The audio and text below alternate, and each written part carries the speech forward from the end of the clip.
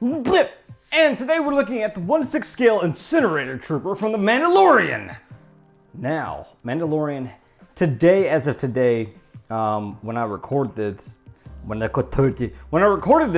the Death Trooper actually came out for the Mandalorian. So cool stuff happening with the Mandalorian figures, getting a nice wave for you guys to set up your little setups in your collection.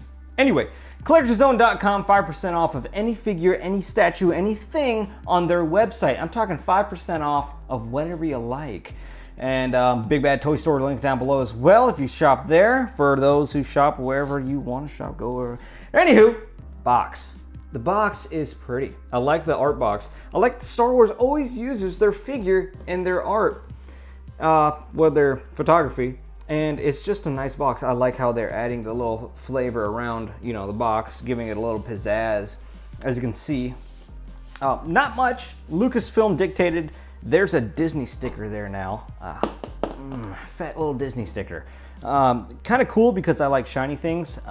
Can't complain anymore about Disney because it is what it is. And Jon Favreau, you have Dave Filoni and George Lucas and talks of getting back in the game. So I'm not going to complain. Everything is dandy. I mean, we're still getting Star Wars. Shut up. Anyway, the box is just a box. Lucasfilm dictated box. I'm not going to complain. It goes in the closet, not in my collection. For those of you who do display them, okay, it looks linear at least. I mean, but you do have other boxes that can look a lot better. And then you have the art print in the inside, which is always beautiful seeing these art prints. I wish I could use them and, put them to use a lot more better than, I could. But that is what I get with them, and that's all I can do. And then inside you do have the porridge of figures. Not in the box because I already took him out, messed with him, seen what he can do. As far as hands, he just poured out into the table out here in the front. Let's go over his hands as they poured out anyway. So here it is, open palm hands, not too dandy, not too flashy, nice looking glove hands, obviously after the Rogue One design. Now, a lot of you know I didn't like the Rogue One design going on the Remnant Troopers because they were, Remnant was Return of the Jedi design, fists. I'm gonna show you another fist. And then the Remnant design was supposed to be Return of the Jedi. Hot Toys went Rogue One. I don't know why. Now, as far as this Incinerator Trooper goes in the show, he seemed resting hands and stuff like that. Just pretty normal Stormtrooper hands. I'm gonna grab the figure and start talking again. But anyway, yeah, put the figure here, easy, here. It does come with a magnet. I don't know what these do. It's like little glue-on sticky magnets. With the, I don't know where, I'm assuming they go where the patches are on the pauldron. That's where I'm assuming. I don't see anything anywhere else, so that must be where it's at. And there we go! He's not really in the best, pose, as you can see. I just have him in a standard, museum pose, so you guys can pretty much work out where he's standing. Obviously, no pun intended. I've already assembled the backpack. As you can see, the backpack attaches here with some buckles, which I do like. Very scaled, very nicely done by Hot Toys on the buckles. His pauldron is very pretty. This red, I know pretty is a weird word to use, but as you can see, the red is looking very nice. I love everything about it. And then the backpack, actually, the Flamethrower backpack is it's surprisingly nice. I like the way, let me put this up so you can stop leaning. Whoa, that's a little bit too high, sorry. That was up your cruncher.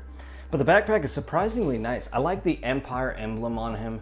These wires going in, it's a rubber tubes. These, it has to pop in here, in this little slot, and in this little slot. The way you're supposed to feed it is through under his arm, through like next to his elbow, inside, and then you plug it in right here. So this piece plugs in into a slot, and then basically that pegs in, and it sits pretty well. It's pretty tight.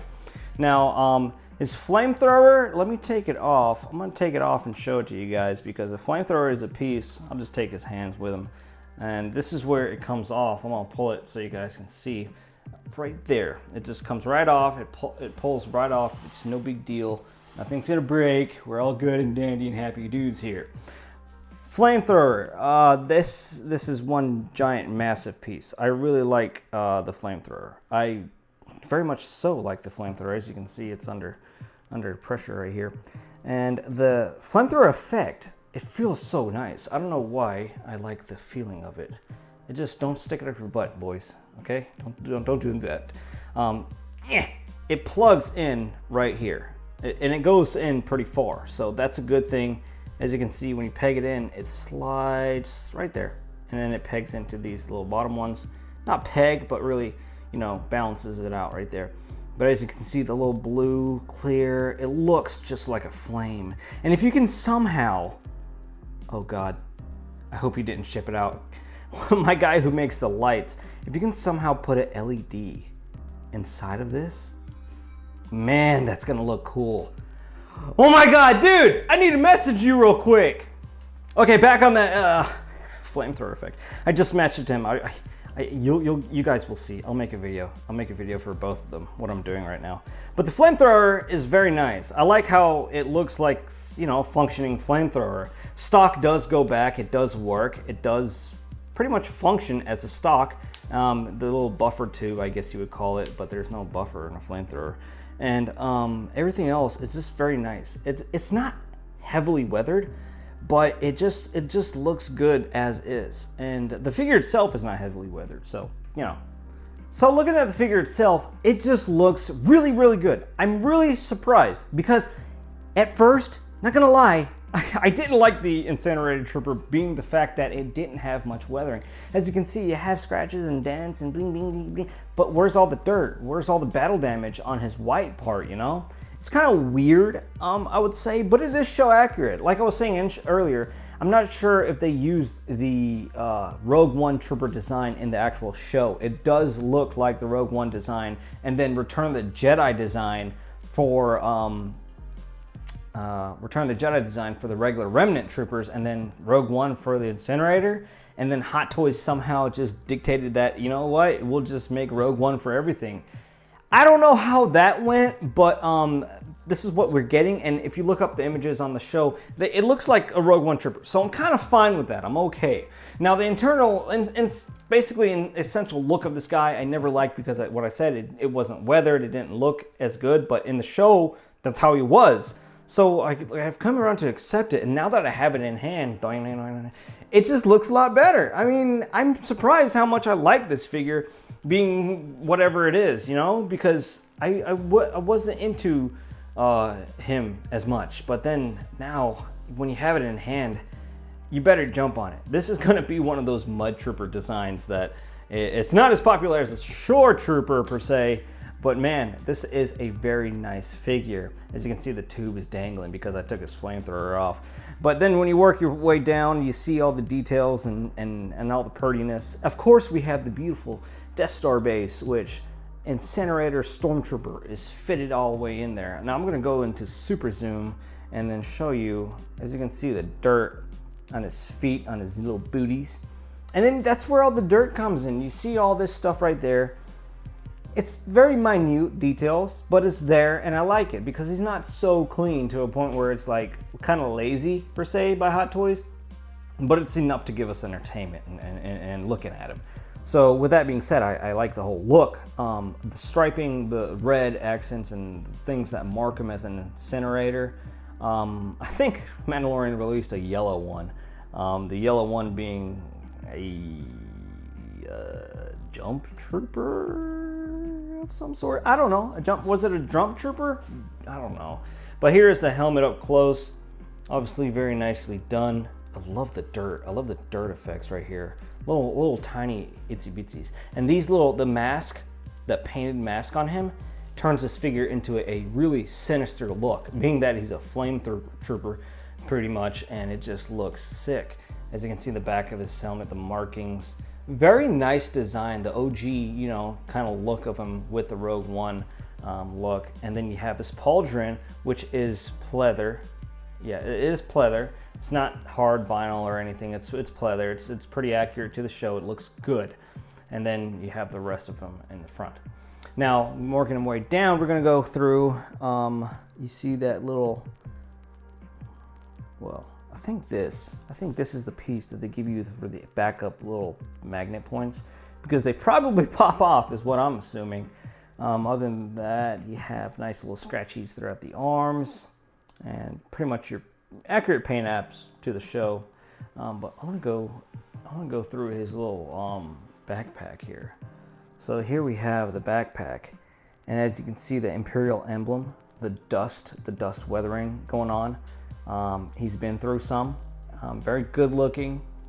And then this is the points at which you plug them in here at the top and then here at the lower part. Tube runs, and the tube is very flexible. I imagine over time this tube will forgive itself to gravity and start to morph and form and fall a lot better than it is right now. Obviously it's fresh out of the box. It's a long tube, it's nice, and that's where the peg goes into the weapon. But all in all, let's go over some articulation for funsies. I usually don't go over articulations because it just, I don't know, it just, I don't want to break my figures.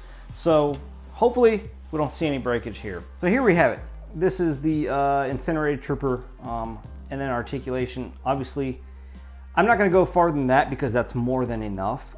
It is nothing is ratcheted. I like how that system works. You see how that thigh armor kind of goes up by itself with pressure.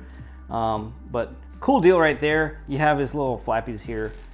I'm not going to worry too much about these parts because, I mean, we don't need him to move so crazily to bend his legs. And torso movement is surprisingly tight, really tight.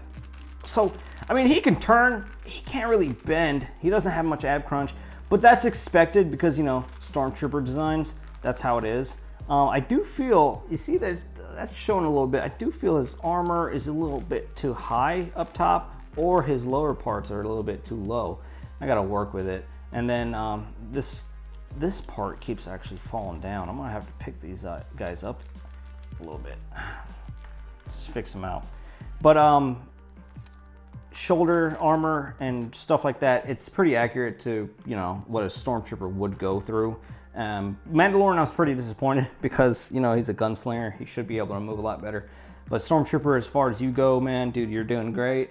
All that kind of stuff. The head, it does have a good range of motion. You just got to work with the pauldron and his head at the same time.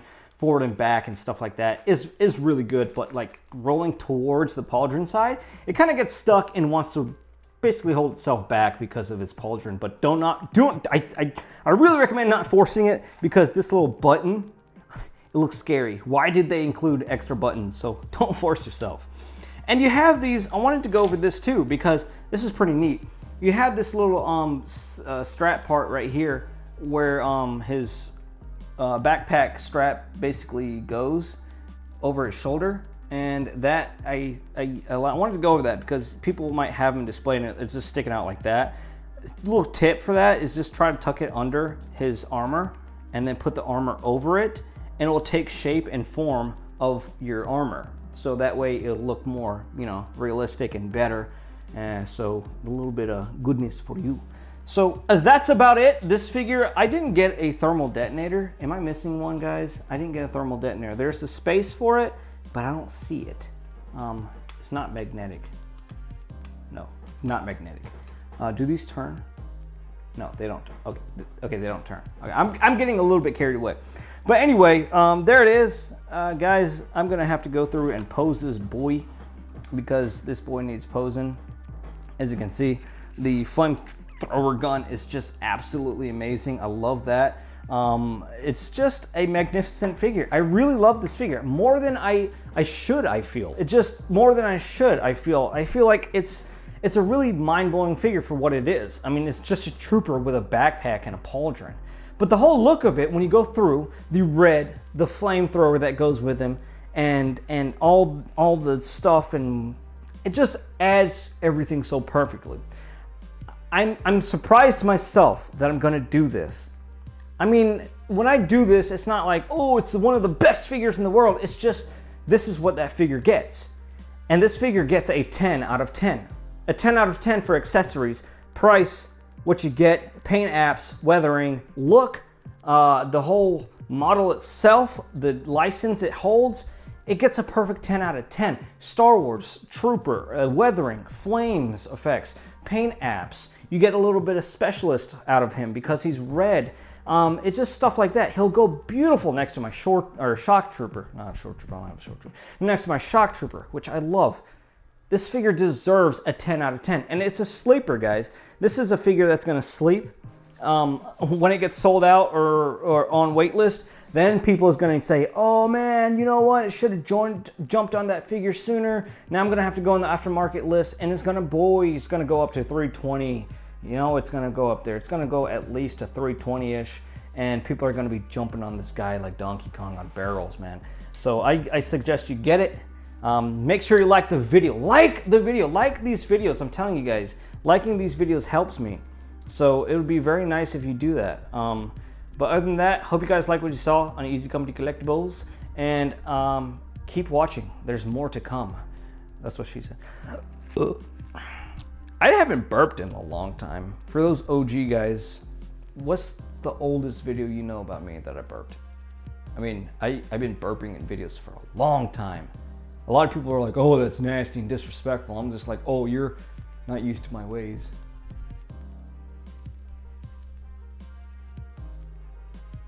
Who else is still here? Do I have anybody with me? Hello?